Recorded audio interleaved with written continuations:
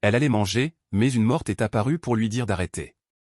La fille que vous voyez voulait manger a été servie d'une nourriture empoisonnée par son copain. Cette histoire va vous faire pleurer. À peine elle voulait manger la nourriture quand l'esprit d'une fille morte s'est apparu. Sous le choc, la fille demande, « Tasha, tu es morte ?» Elle répond, « Regarde ce que tu es sur le point de manger. » Jésus, aussitôt elle laisse tomber la nourriture.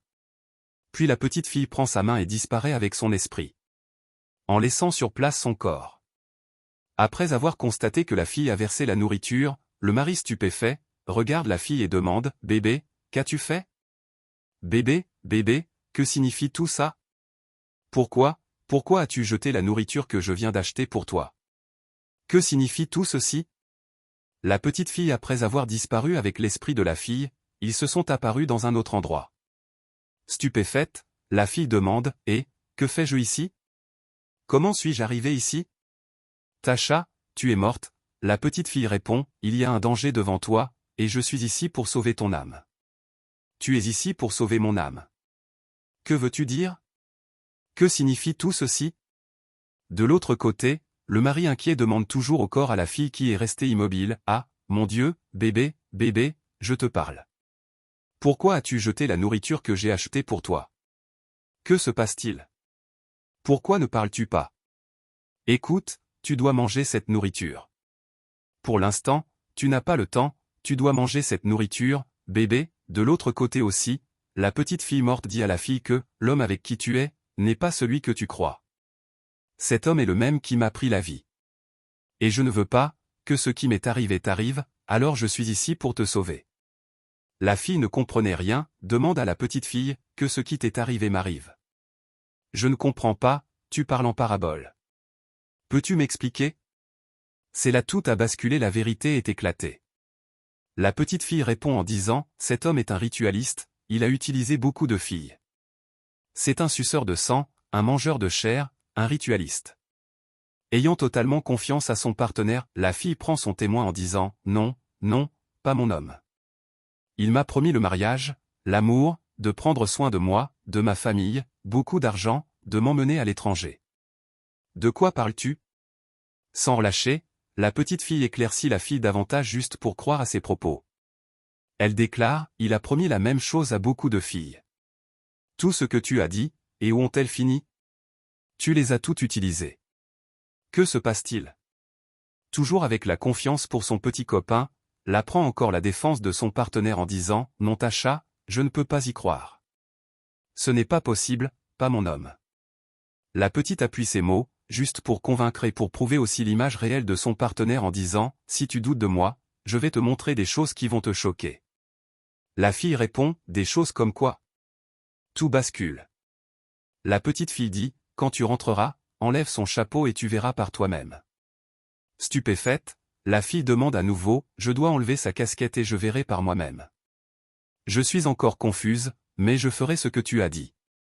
Tout juste après avoir fini de parler, la petite encore sa main et réapparaît son esprit dans son corps à nouveau. La mari après avoir senti la présence de la femme, il dit, « Que se passe-t-il bébé ? Tu es resté ici plus de 3 minutes, je t'appelle et tu ne réponds pas. Tu vas bien ? » Oui je vais bien. Regarde, tu as jeté la nourriture que j'ai achetée pour toi, elle était très chère. Maintenant, mange cette nourriture, tu as dit que tu avais faim. Mais la fille refuse de manger en disant, « Je ne veux plus manger, j'ai perdu l'appétit. » Tu vas bien ? Oui je vais bien. S'il te plaît, mange cette nourriture. Non, j'ai perdu l'appétit. Tu ne peux pas perdre l'appétit, tu m'as dit que tu aimais ce riz, c'est ton préféré. Oui je t'ai dit que j'aime, mais je ne veux plus manger. Cette nourriture est déjà tombée par terre, je ne peux pas manger ça. Mais le mari insiste pour que la fille mange en disant, « Je n'ai pas ramassé par terre, j'ai choisi la bonne partie, tu dois manger. » Mais la fille refuse totalement en disant, « Je ne peux pas. Si tu veux que je mange, achète une autre nourriture ou allons au restaurant ensemble. » Mais il insiste en demandant encore, « D'abord mange celle-ci. » Je ne peux pas, je ne gaspille pas l'argent.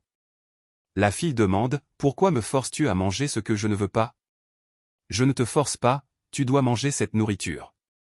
Je ne veux pas, le mari dit, « S'il te plaît, je t'en supplie au nom de Dieu, mange ce riz. Ne me touche pas, ne me touche pas. » Que se passe-t-il? Mange maintenant. Je ne vais pas manger. Le mari essaie de forcer la fille à manger la nourriture, mais ce dernier refuse totalement sans arrière-pensée. Curieuse, la fille avec courage et audace, demande « Je veux te poser une question. Et je veux que tu répondes honnêtement. Es-tu un ritualiste ?» Silence total. Cette vérité est amère. Le mari répond « Quoi? D'où vient cette question? Réponds-moi, oui ou non. Pourquoi me demandes-tu ça? Est-ce que j'ai l'air d'un ritualiste? Réponds simplement. Je ne suis pas un ritualiste. Pourquoi cries-tu? Maintenant, mange cette nourriture. D'accord, je vais manger, je vais manger. Calme-toi, je veux juste te montrer quelque chose. Enfin la vérité éclate. La fille a enlevé le chapeau et tout est dévoilé. La fille ne croyait pas au début quand la petite l'avait avertie. Mais elle a vu avec ses propos yeux. Méfiez-vous de vos proches, vos conjoints, vos partenaires. Le dehors est risqué et c'est encore mauvais. Faites l'effort bien connaître votre partenaire avant de lui donner assez de confiance. Le dehors est risqué. Et si vous avez aimé la vidéo, abonnez-vous, likez, et partagez massivement afin que d'autres personnes puissent aussi regarder.